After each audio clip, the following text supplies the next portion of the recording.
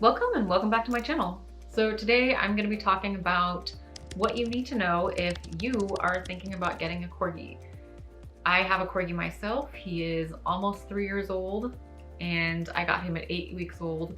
So there's a lot of research that I did before I got him. I've been interested in the breed for several years and researching, and I finally found a breeder that I liked, and we had a house with a yard, so we had space for him. And like I said, I connected with the breeder and I picked out my puppy, and then I brought him home at 8 weeks. And so a lot of things that I've learned since then were a little bit of a surprise, but most of it, I was really glad that I did all of the research that I did do. So anyways, I'm gonna get into it right now. So the first thing you need to know is their temperament. Corgis are typically described as bossy, sassy, independent, and stubborn, and they have earned that reputation. They want what they know what they want, and they're not shy about it. So corgis were bred to be herding dogs. They prefer to be working, they prefer to have a job, and they like to be kept busy. I saw that a lot when my dog was a puppy. Now that he's a little bit older, he's starting to mellow out a little bit, but yes, they like to be busy. And if they aren't kept busy with either chew toys, walks, playing fetch, they will find themselves a job, and it might just be chewing on your furniture. So that's something to be aware of before you get a corgi, and be prepared for it. Be prepared to take them for walks, be prepared with, toys, and preferably toys that they can rip up. So my corgi loves toys with stuffing. So like just stuffed toys, especially ones that have squeakers. That will keep him busy for quite a while. So yeah, just beware that you're going to be spending money on chew toys that will only last maybe a few days. The second thing is exercise needs. Tagging on to their temperament of being a working dog and needing to be kept busy and preferring to have a job, corgis have pretty high exercise needs. And you can take care of this a number of ways.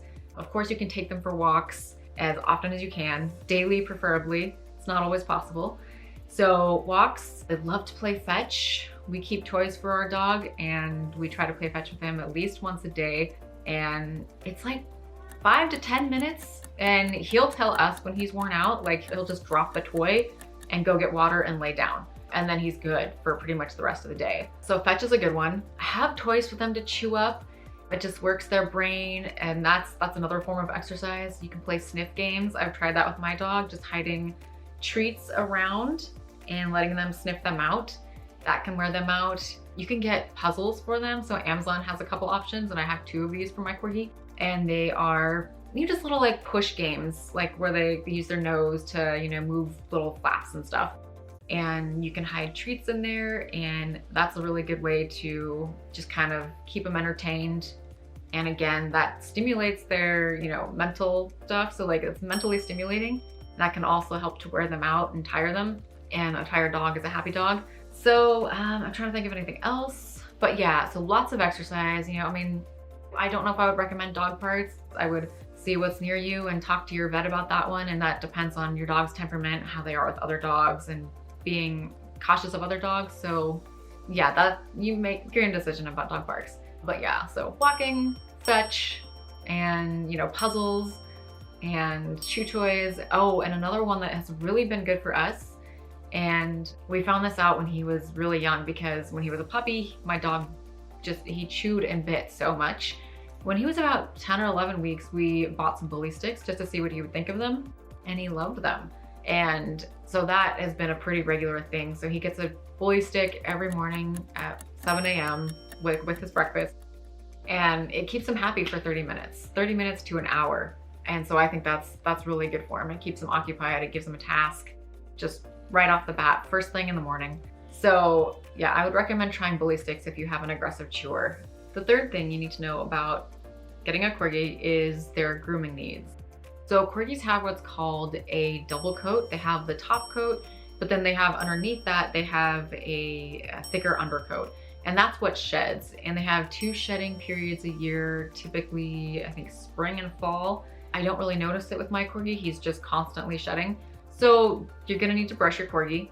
That really helps keeping down the amount of fur on your floor and how often you need to vacuum and sweep. We still vacuum and sweep pretty much like I sweep daily, and I think we vacuum the main areas still weekly. So, but it would be worse if we didn't groom and brush our dog. So yeah, you're gonna need to brush them. I can recommend Furminator. It's available through Amazon, I think. I'm pretty sure that's where I got mine. And I'll link it down below if you're interested.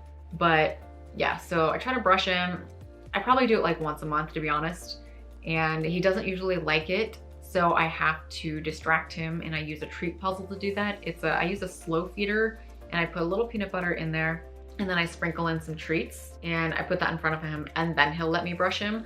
And I got that idea from the trainer. We took him to puppy school when he was really young, and she suggested doing that if he didn't want to be brushed.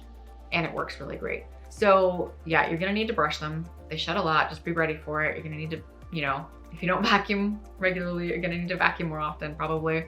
And other than that, honestly, I don't think it's that bad. We do try to trim his nails. He hates it, so we don't worry too much. The walks usually grind it down, or going on walks, taking your dog on regular walks will usually help to grind down their toenails so they don't get too long.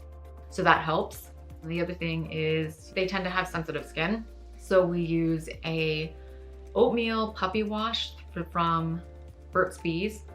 And this was something that was recommended on, I think the breeder that we got our corgi from might have recommended that one. Yeah, so that works great, and we never have any problems with his skin. So yeah, a really gentle wash. Like I said, there's an oatmeal one from Burt's Bees that works great, and regular brushing, and then just keep an eye on their toenails. So the fourth thing to be aware of if you're thinking about getting a corgi is the health issues that are common in the breed.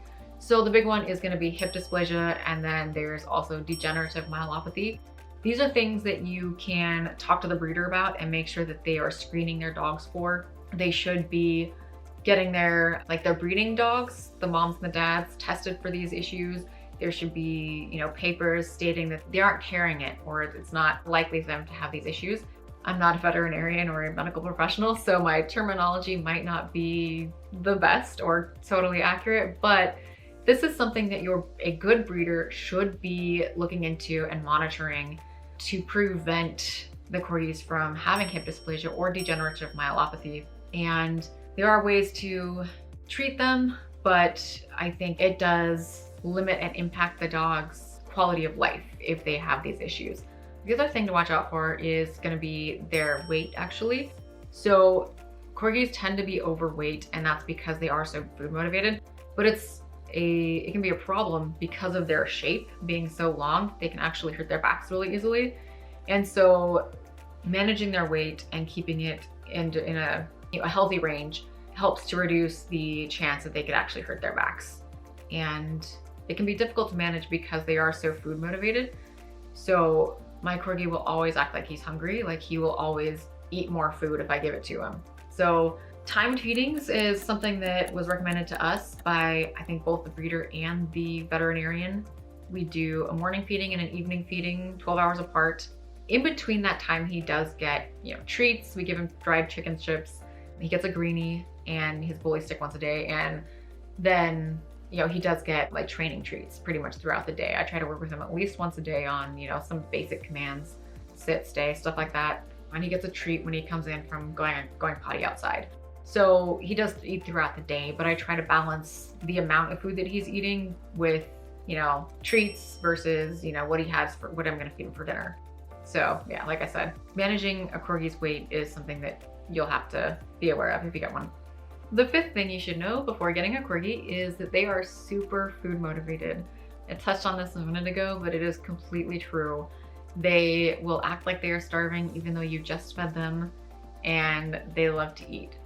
So this does make it difficult to manage their weight, but it does make it super easy to train them. They are easier to train than a lot of other breeds because they're so interested in getting that treat that they're willing to, work for you. They'll do the trick, they'll do the sit, the stay. They're very interested in you when you have those treats specifically. One of the things that we read, I think early on when I got my dog, was to have several treat bowls around the house So that's what we've done. I actually have 4 treat bowls, one next to the back door, so I can give him a treat when he comes in from going potty right away. I have one on my kitchen counter so that they're just available so I can grab them. I keep them by my front door. And then I actually have a bowl of treats that I keep upstairs at my desk. And that's because corgis, they like, how do I put it? Like, it's almost like instant gratification, you know, like I can call him or I can give him a command and I can tell him, you know, yes, and then I can give him that treat instantly. So, and the way it was described in wherever I read this, I wish I could remember the resource because I think it was a really good resource on corgis. But basically, if you keep treats around the house, it instills the belief that they could get a treat at any point. So they could get a treat at any moment. So that wires the dog to believe that, you know, a treat is always possible. So they're going to be much more interested in following your commands and paying attention to you. So that's something I've done. And I think it's worked really great because he's pretty easy to train. He has learned every trick or every command that I've tried to teach him. Mostly just the basics, but my favorite one that I taught him, and we learned this from puppy school we took him to, was the park it command. So the way they taught it was to use a small rug. I just have a 3x2 little doormat that I actually keep at the bottom of my stairs. We have wood flooring at the bottom of our stairs, and I noticed that when my dog would go down the stairs, he kind of like leap off the stairs onto the wood and he started slipping. And I was concerned about him, you know, getting hurt. So I put a rug down there at the bottom so he didn't slip anymore. But that's also his park it spot. So with a park it command, I can give him that command from anywhere in the house and he will go to his spot. So if I'm at the front door and I'm opening the door, I can tell him park it, he'll go to his rug and lay down, and then I can actually, you know, I pick up a treat from next to the door where I keep it and I can toss it to him when I'm closing the door.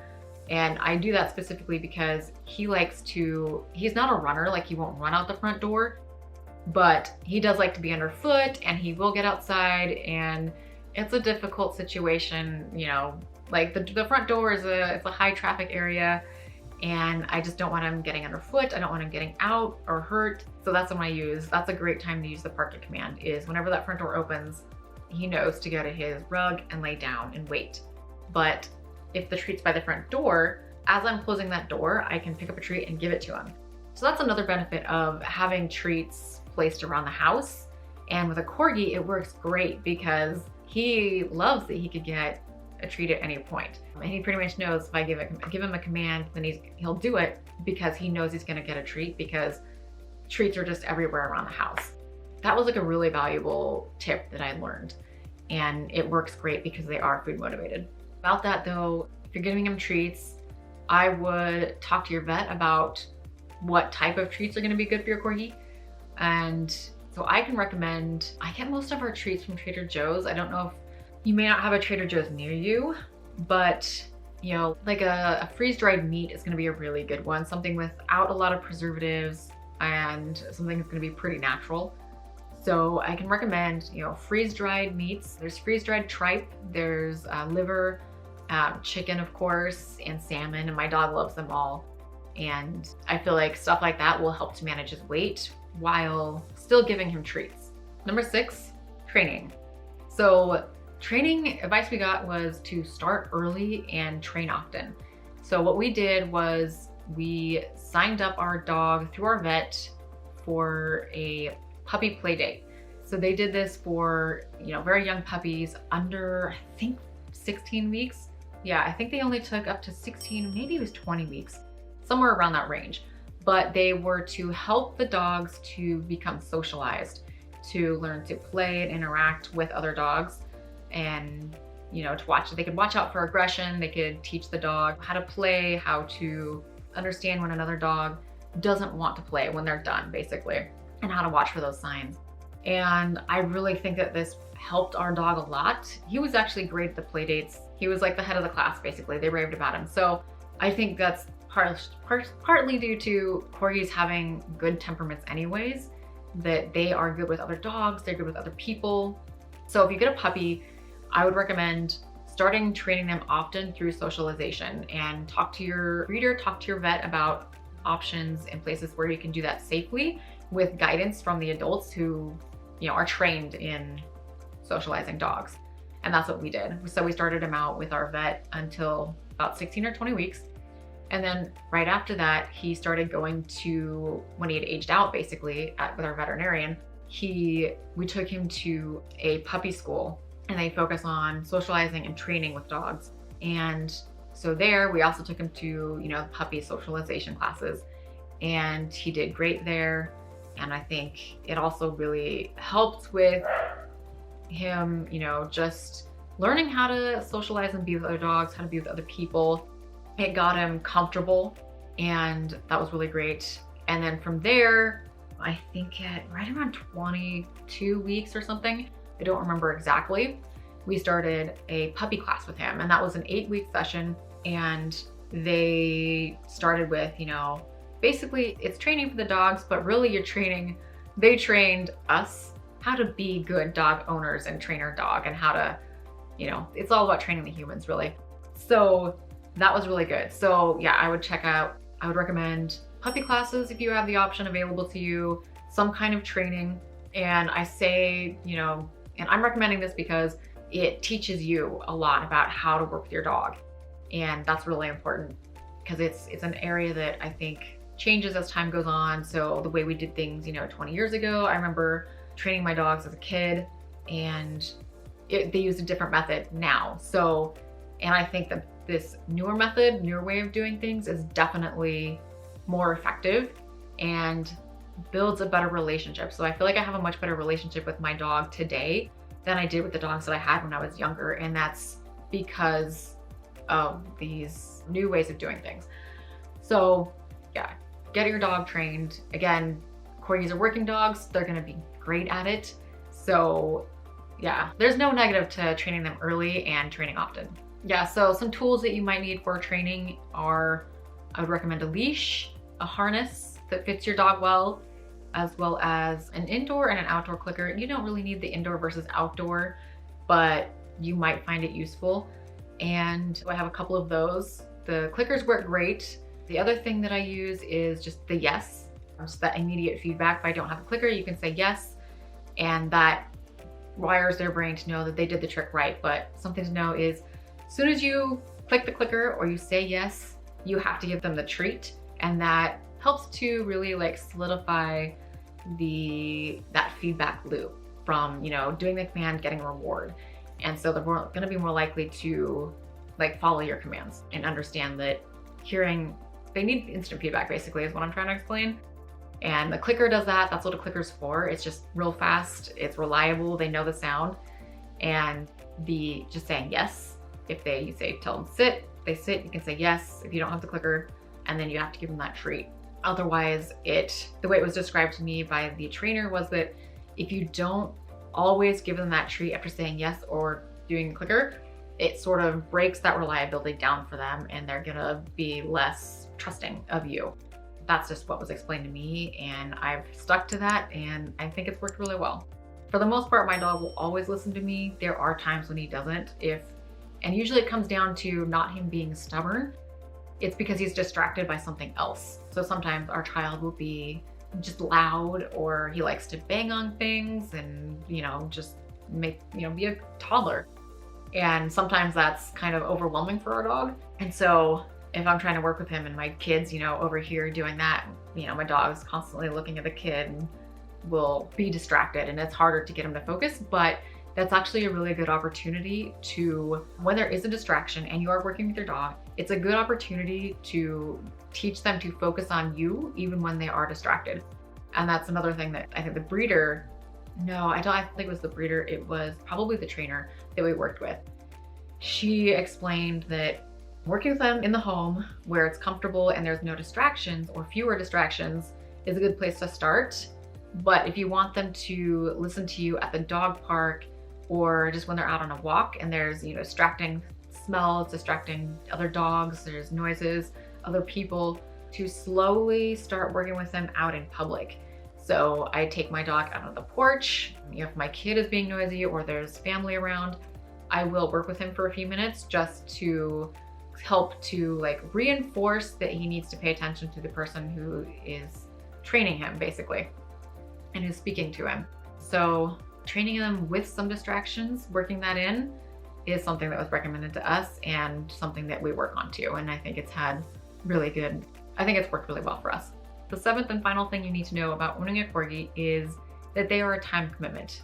They are a lot more work than many other breeds. They are one of the smartest breeds out there. They are very intelligent and they like to be kept busy because they are working dogs.